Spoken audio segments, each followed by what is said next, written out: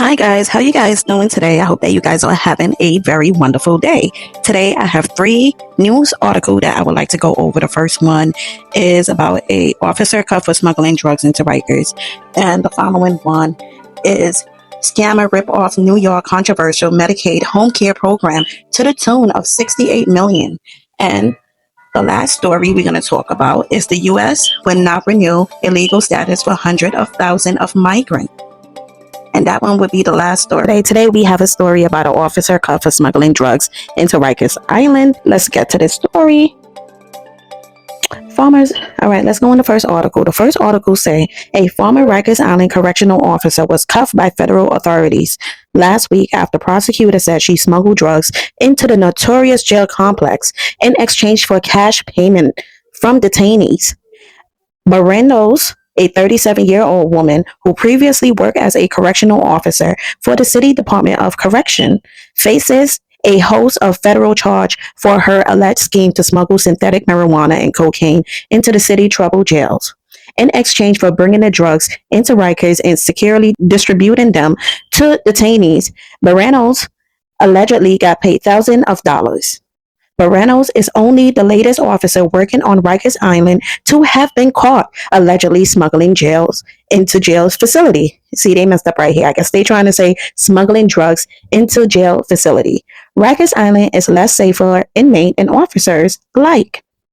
When correction officer and other in position of public trust accept bribe to smuggle contraband, said U.S. Attorney William, whose office is separately attempting to convince a judge to strip the city of its control of Rikers Island. In our relentless pursuit of justice, we leave no stone unturned, especially within the confines of jail and prison, where the safety and dignity of all individuals must be safeguarded. We will not tolerate any breach of trust or corruption that jeopardize the well-being of inmate and staff, he added. According to the prosecutor, Morenos, who live in Westchester, regularly smuggled drugs and contraband into Rikers for at least one detainee who sent a number of Cash App payment to the officer in return. In addition to allegedly bringing the detainee piece of paper that had been soaked in liquid synthetic marijuana, known as K2, and cocaine, Morenos also snuck meal into Rikers for the detainee, including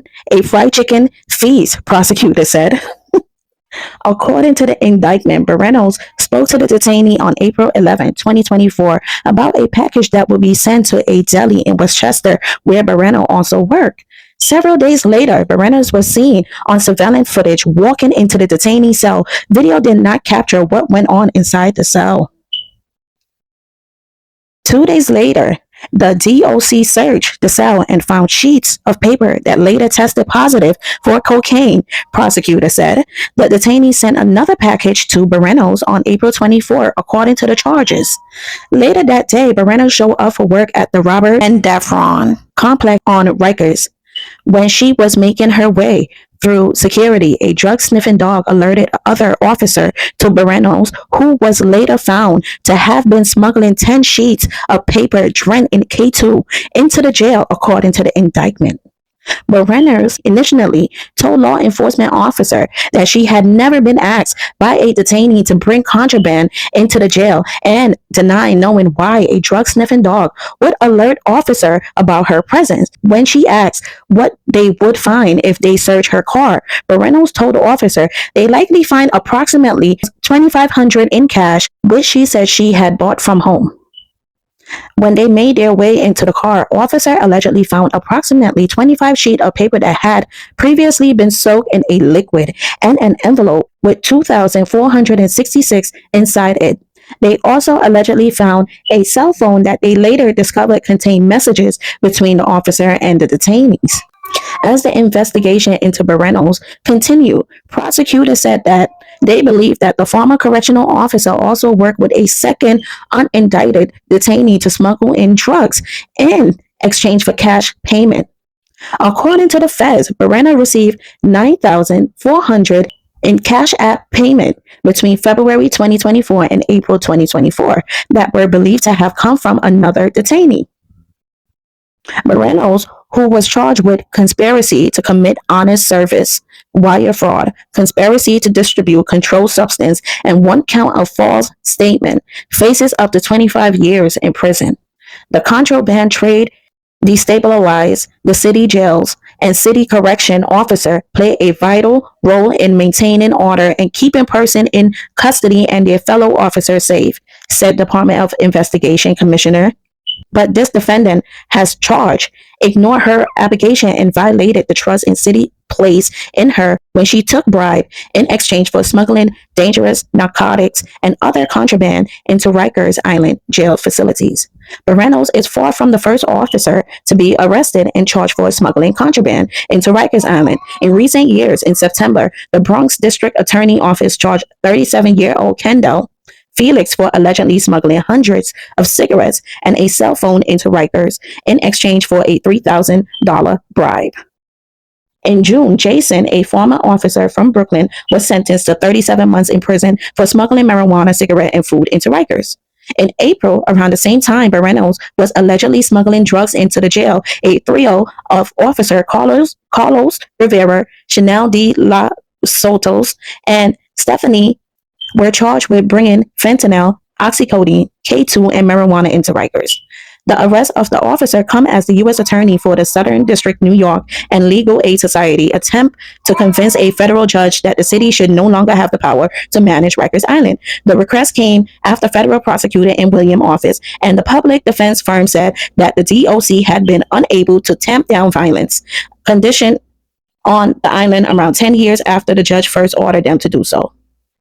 Last month, prosecutor argued that the city was in contempt of federal judge 2015 consent judgment. Swan has yet to issue a ruling in the case. However, the judge recently ordered the city to begin to meet with prosecutor and Legal Aid Society to create a structure for a federal receivership should she decide to order one. That is crazy. After smuggling all them drugs into Rikers Island, you got to ask yourself, was it worth it? Because now this young lady is going to lose her career and possibility spend some time in jail. You got to wonder, was it worth it? Because, doing those type of transaction probably give her a little bit more on her check. Probably bringing more money for her. But at the end of the day, you got to ask yourself, if I get caught, you got to ask yourself, was it worth it? Because now you lose your career. You probably could never work in a field like this again. Your name is going to be messed up. Good luck to her trying to get some kind of job, some kind of resources, because it's going to be hard because now they're going to put you in for smuggling drugs. That's the worst crime ever that you could have. And not only that, they're going to make an example out of her. The simple fact that you was working for them and you ended up go ahead and smuggle all them drugs while you have the badge, while you was working for them. Sometimes you got to ask yourself, was it worth it? And I know they're not going to play with her. But let's read what the comments said. This happened frequently. My two brothers work there currently, one for 15 years and the other 9 years. They talk about all the known corruption on an everyday basis. When I ask them why they don't say anything or report them, they state when they do, nothing happened. And when they go higher up, they are labeled as a snitch and treated unfairly. But supervisor being denied time off, given bad work site, everyone knows what's going on and see the corruption daily. I agree with Karina Harrison. I agree with her because I have been hearing a lot of corruption going on about Rikers Island. Even before this, it's been going on for years. Even some of the guard, they sleep with the inmate. Not only that, it was one case where my friend was working there and she had told me that one of the girls that was working there, she ended up caught herpes by one of the other correction officer that she was dating, but he was going around dating all the other correctional officer and he gave her herpes. I guess they have a whole herpes case going on because the inmate sleeping with a correctional officer. So Rikers Islands had always been corrupted and it's but so much they could do. And then nobody gonna snitch because nobody want to be known as a snitch. So I guess it's like, once you get caught, that's it. You just have to try your best not to get caught up and not to get caught. But this thing been going on. I don't know what they're going to do about it because there's nothing they can do to stop it. So the most they can do if they caught someone, they're going to, make an example out of them. And I felt like that's what they're going to do to this young lady. I feel sorry for her, but you got to make smarter decisions. Yeah, the money may sound good. You may be getting $2,000 a week or even more than that a week. It may sound good and it may feel good, but when you get hit, you get hit. So you got to be careful. All right, let's go into the other comment as they saying somebody else wrote, as a former CO more than a decade ago on Rikers Island, I realized a quarter of the CO room with them and not perform the job they were hired to do. He said, if she did that, she real stupid. She doesn't care about her life. Whatever is coming to her, she will deserve it. And someone else commented, I'm going to be honest. City Correction is paying. They get in the bag already. She was being greedy, bottom line. Now everything is messed up. Reputation, character, and credibility. Damn, it's not worth it. Those inmates tell you have to know that. You can't risk your livelihood for no one. There is no loyalty amongst thieves. That is so true. All the money she earned from being an inmate, lover, she will have to use for attorney fee. Guess she will be off to prison, dumb and broke. Done it all for nothing. Exactly. Like I said, in this day and time, every movement got to make sense. If it don't make sense, you don't make certain move. Just look at your fake lashes, said it all. What her fake lashes got to do with anything? The thing that people talk about in the comment just is not pertaining to the story, like what her lashes got to do with anything. People just say the stupidest thing or just comment just to comment. When jailbird become your only socialization, this is what you can expect. This is why I could never work in the prison system, because I'm above this. She shouldn't even waste her time with such scum. Whew, I agree with that one, dumbass. That's what somebody said. Lock her up. Smuggling jail into jail system. Wow. Go girl, asshole. That's what somebody said. How about arresting them all? No cop is innocent. Let me tell you, the cops be the dirtiest, just like the doctor be the one that be on drugs. Yeah, I ain't hear from me. But a lot of nurses and doctors, they be on some real shit, okay? You'd be surprised.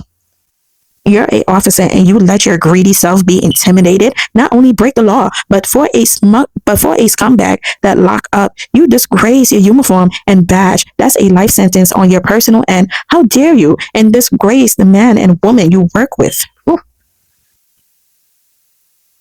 Somebody said Baron Tolls is only the latest officer working on Rikers Island to have been caught allegedly smuggling jail into jail facility. Can someone explain how she managed to smuggle an entire jail into jail?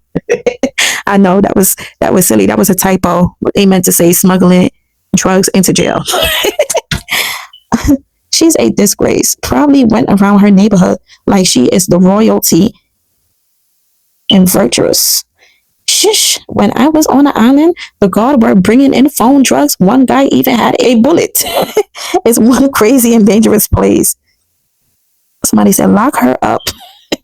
But all I can say, for those other CO that's coming into this, a lot of people are going to come, a lot of inmates, because you got to understand, you're dealing with a diverse company, a diverse community when you're in there. You may be dealing with people who was very rich, people who was, they probably a part of the cartel. You may be dealing with them and you're going to get offered. A lot of people are going to come to you and be like, hey, if you do this, I give you 2,000. You're like, what? I'm working a 40-hour shift and I'm not even getting that much.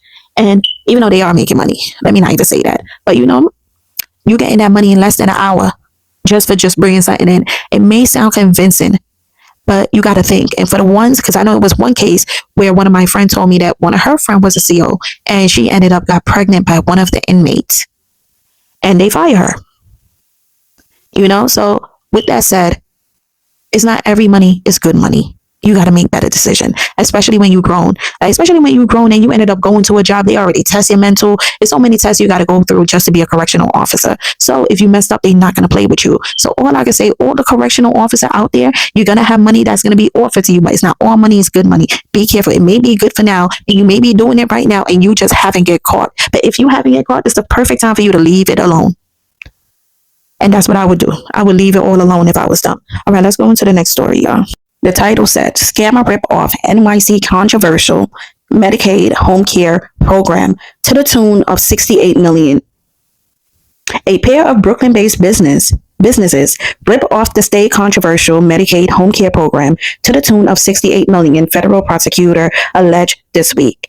The 8 accused scammer, including the owner of the 2 adult daycare facility, allegedly mounted the year-long kickback and bribery scheme to defraud the state program, according to an indictment unsealed Wednesday. The allegedly fraud-ripping Consumer Directed Personal Assistance Program, CDPAP, allowed New Yorkers with minimal experience to get paid to take care of loved ones at home. Hundreds of middleman firms essentially work as a payroll agent between the caregiver and Medicaid with minimal oversight. Zakia Khan, and Ashen, the owner of Happy Family Social Adult Daycare and Family Social Adult Daycare, also ran one such responsible care staffing, which was allegedly used to process payment for bogus service. According to the feds, 5 other people were also charged for their involvement in the alleged scheme.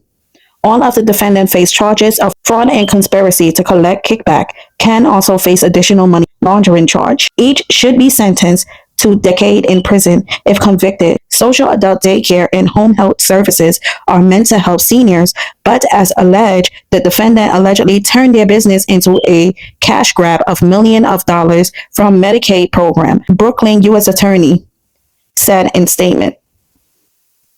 My office is committed to investigating and prosecuting those who plunder taxpayer-funded federal health care program dollars while proportioning to offer healthcare services. Gov. Kathy Hochul has pushed for changes to the CDPAP to try and rein in out-of-control spending as well as waste, fraud, and abuse in the program. Albany and Washington pay around $9 billion to support program in 2023. Hochul plan involved cutting out the nearly 300 middleman firm like the one the Fed say was used in the alleged scheme and consolidated the industry under one company handpicked by the state.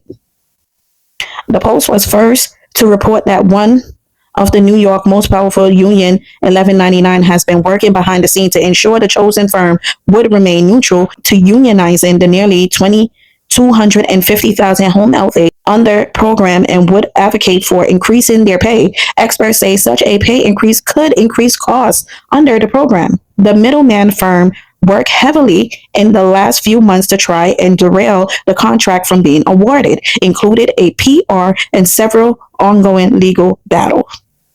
This is a prime example of why we work with the legislator to enact common sense CDPAP reform that will strengthen the program and ensure taxpayer money is going to the home care user and caregiver who need it and not to middlemen. So basically, they opened up a home care company and they was basically using the program that allowed family members to take care of their loved one and still get paid by the program. And what they was doing, they was like doing bogus claim and they was taking the people money.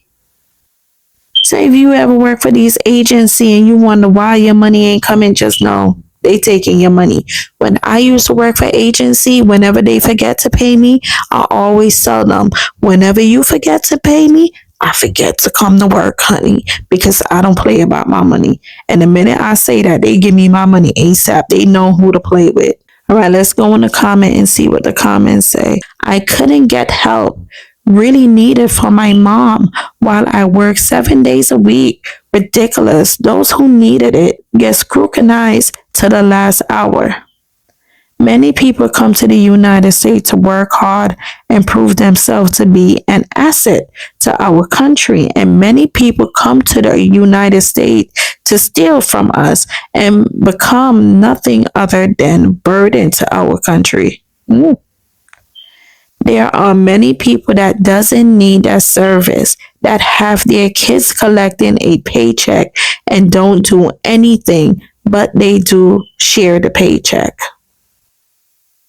I never heard of people sharing paycheck, but I wouldn't put it past them because, come on, especially in New York, we gonna find a way to make that money. Lots of them getting paid for doing nothing. Home health care agency, a money-making business. And we wonder why our country is broke. Fraud, corruption, micromanaging the world. And then here the next comment. Let's ask how? Who helped to facilitate this? Who either wasn't doing their due diligence or was willing to participate? Listen, somebody somewhere is getting to cut out that money, because if they rack up 68 million in fraud claim, somebody was in the background making deal with them. All right, let's move on to the next story. U.S. will not renew legal status for hundreds of thousands of migrants. Washington, The Biden administration will not renew a temporary humanitarian entry program for hundreds of thousands of migrants with U.S. sponsor who arrived in recent years, the U.S. Department of Homeland Security said on Friday. Some 530,000 migrants from Cuba, Haiti, and Nicaragua have entered the U.S. by air since October 2022 and received 2-year grant under the parole program that will begin to expire in coming weeks. However, many of those migrants could remain in the country under other programs. The parole program allows migrants with existing U.S. sponsor to enter the country for humanitarian reason or if their entry is deemed a significant public benefit. It will continue to accept new applications from those aboard. U.S. President Joe Biden administration launched the parole program as a way to provide migrant avenues to enter legally and decrease illegal crossing at the U.S.-Mexico border. Record number of migrants were caught crossing illegally during Biden presidency, but crossing had plummeted in recent months as Biden rolled out new border restrictions. Immigration is a top voter issue in the November 5th election that would pit Democratic Vice President Kamala Harris against Republican Donald Trump, who has criticized the parole program. For the nationalities follow the plan outlined by DHS when the program was launched. Spokesperson Nuri said in a statement, migrants without permission to remain in U.S. will need to depart the United States prior to the expiration of their authorized parole period or may be placed in removal proceeding. Other parole programs for Ukrainian and Afghanistan have been extended.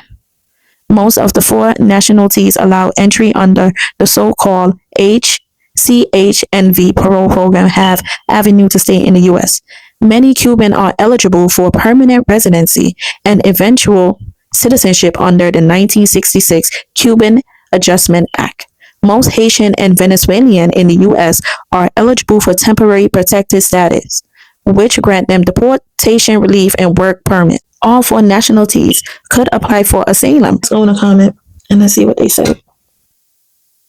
What a bunch of bullshit. Like the other person on here said, it's just for the election, but we are not stupid. Before we know it, they will be taking over our country and we will be the minorities. After the election, they will apologize to the illegal and paid extra as well as bringing their family and friends with them, all on our dime. A lot of people are very upset about this border invasion, and I am equally outraged about it as well. My question, however, is what people are intending to do with their outrage. It's pretty clear that Democrats are committed to open border, and this will never change. It is also pretty clear that many people, despite Trump, American voters, are at a crucial juncture in 2024. I am very curious as to what all the outraged people are going to do come November. Trump is a Republican nominee. So the only question remains is whether voters hate Trump more than they hate immigrants being prioritized above American citizens with American taxpayer own money. If you hate Trump but can't stand this border invasion, you have a very difficult choice ahead of you. Vote for whomever you choose, but keep in mind that there is no point in being outraged about the border invasion and vote in Democrat. She said a whole lot, but let's talk about it. What kind of surprised me about this article is the simple fact that they saying, let me go back to it, where they saying that many Cuban are eligible for permanent residence and eventual citizenship under the 1966 Cuban Adjustment Act. That was kind of surprising to me because, I was always told that Cubans don't really like Americans. So how they are able to come here and get permanent residency and eventually citizenship out of all the other 3 countries that they said that they are not renewing their work permit. And the Haitian kind of got me surprised because they say most Haitian and Venezuelan in the U.S. are eligible for temporary protected status, which grant them deportation relief and work permit. I was kind of surprised too because I was told, that's why you can't listen to everything. I was told that because Haiti was the first one to get their independence, a lot of help is not going to them, like the U.S. is not helping them. That's what they were saying. But it seemed like they have some kind of act for them, some kind of protective program for them to come to America. That's why you can't believe everything what you hear. But I must say, a lot of people are upset that the immigrant are coming over the border, and a lot of Americans felt like they are not getting taken care of. The immigrant is getting everything.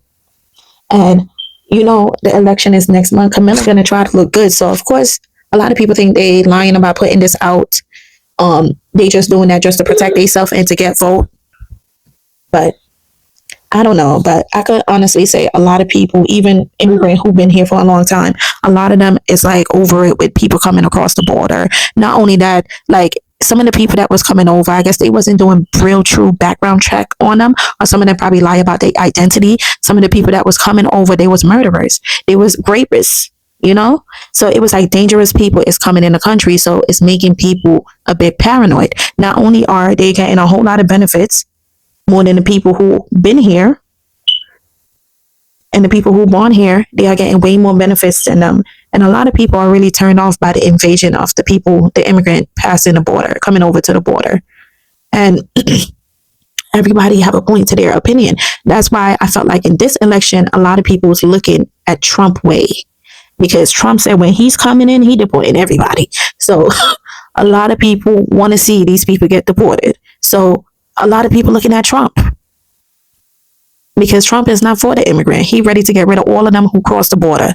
And my opinion on it, like if people want to come here because they are going through horrible things in their country and they just come in and make a better life, I respect the one who come over. The minute they get their work permit, they get up and they go and get a job. They do something with their self. Okay? They do something with their self. They are paying taxes. I respect those one.